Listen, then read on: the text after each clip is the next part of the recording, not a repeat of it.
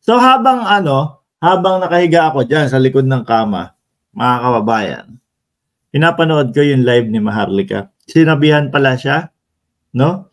Sinabihan pala siya ni Attorney Larry Gadon, mga bossing, ng patay gutom. Kaya lang daw po ginagawa ni Maharlika yung mag-vlog, yung maglabas ng kung ano-ano kahit wala namang katotohanan dahil patay gutom daw po sa views, mga bossing. Ako naniniwala ako diyan sa sinabi ni Attorney Larry Gadon, mga boss. Especially ngayon na ngayon na kinakailangan niya ng 4 million kung sakaling mapatunayan na siya ay nagkasala sa batas, na hindi totoo yung kanyang mga ipinaratang dito sa mga designers, kay Katunying, at ang dami pa po. Malamang madagdagan pa yan, mga kababayan. So ngayon, sabi ko, kailangan talaga nito ng pera, no? Hindi uubra yung pa-vlog-vlog lang niya, kaya nga tingnan niyo po yung channel niya, mga bossing. Yung channel niya may tinitinda na ng t-shirt na simpleng tatak dito, parang ang presyo 1,500, mga boss. 1,500. Sabi ko, pwede itong 150, pwede itong 250 lang Nag-overprice naman to sobra. Siguro iniisip niya, yung mga viewers niya, mga kababayan, mga taga Estados Unidos at gullible, madaling mga mauto. Kaya 1.5 lang sa kanila yan. So ngayon, napansin ko na yan dati pa, na kaya talagang pumutok yan, tinuloy-tuloy niya yung pagbablog ng mga walang katotohanan, mga kababayan. Lalo na nung sa Pulburon video, nung pinalabas nila, talagang tumaas pumutok Na-enjoy. No? Aba, ang daming views, ang daming pera pala nito, nakakaano. Ituloy-tuloy natin. Bago matulog siguro sa gabi, ano kaya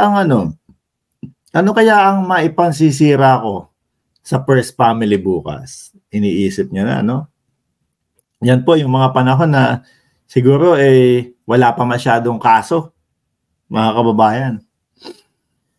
So ngayon, na-enjoy yung views. Iba na naman. Bukas, Lotto naman ang babanatan ko. Bukas, ganito, si Sandra naman. Bukas, ganito, ganyan. Mas mataas ang views dito kaysa kumampi sa kanila At the same time, hindi nga binigay yung mga pangako nila sa amin na mga pwesto, position Ayun, na-enjoy na po, mga kababayan. Ngayon, kailangan mag-double time dahil medyo malaki-laki ang babayaran.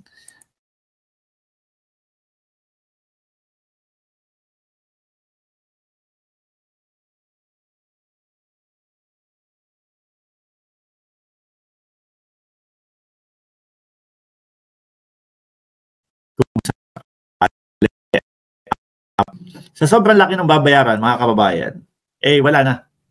No, hindi na nila mabitawan yung pagbablog. Hindi na nila maitigil yung pagbablog ng mga walang katotohanan. Sabi ni Macanyas, meron din daw siyang copy ng PIDEA. Maniwala ka dyan kay Macanyas. Ang gagawin lang po niya si Macanyas, ganun lang. Ito po yung kopya ko sa PIDEA, gaganyan-ganyan. O kaya yung papel, gaganon-ganon nila. Mahilig sila sa ganyang ebidensya, mga boss No? Napakahilig nila dun sa ganong ebidensya na ito ang ebidensya ko. No, gaganyan-ganyan. Tapos blurred naman. Tapos hindi na ipapakita. Ayan. So kaya, mga kababayan, wala na po yan. Tuloy-tuloy na po yan. Patapon na din ang buhay. Sayang. Sayang ang buhay. No? Ang restback niya kay Attorney Larry Gadon, kung tinatawag mo akong patay gutom, tingnan mo nga, kumakain ako sa mga ganitong lugar, ganito, ganyan. So halata na napipiko na talaga siya.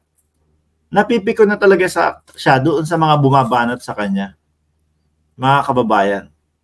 And tayo, hindi naman tayo nababanggit sa vlog, pero nung isang beses na binlog natin yung AI ang gagamitin nila, lumabas sa bibig niya. Sabi nung iba, AI daw ang gagamitin doon sa video. Pero hanggang ngayon, wala pa din po yung video, mga kababayan. wala pa din pong naipapakita. Ang naipakita lang nila, papel, no? Papel na kahit sino kayang-kaya pong gawin, mga boss. Papel na tipo bang miski mga high school, miski mga grade school, basta alam o maalam, marunong gumawa o marunong gumamit ng Adobe Photoshop, yun na po, kayang-kaya pong gumawa. Asahan nyo po, mas madami pa pong ipapalabas yan. Views pa din po ang habol niyan, no? Views pa din po ang habol niyan, mga kababayan, dahil talagang lalong tumatagal, pagipit ng pagipit ang buhay niyan. Patapon na po yan, mga kababayan. Kaya nga po sabi ko sa inyo sabi ko po sa inyo na mas maganda po yung buhay ninyo kesa kila Maharlika. Mas maganda po yung buhay natin. Although hindi tayo kasing yayaman nila, mga kababayan, pero nakakatulog tayo ng mahimbing, no? Wala tayong iniisip. Sabi ni Ike Sambaan, therefore, lahat ng mga akusasyon against Pastor Kibulok, siya sa kulungan ay totoo. Bakit siya magtago? The verdict says guilty. Yan po talaga iisipin ng mamamayang Pilipino, no? Dahil sa ewan ko kung mga lawyer niya ang mga nag-a-advise dito kay Pastor Kibuloy. Kasi parang na babasa ko sa mga galawan nila, lahat ng hawakan, karamihan ng hawakan ni Atty. Topacio ay ang pangunahing solusyon doon sa kanilang problema is magtago. Magtago. At panghulahing dahilan ng kanilang pagtatago daw po merong gustong tumegi sa kanilang buhay.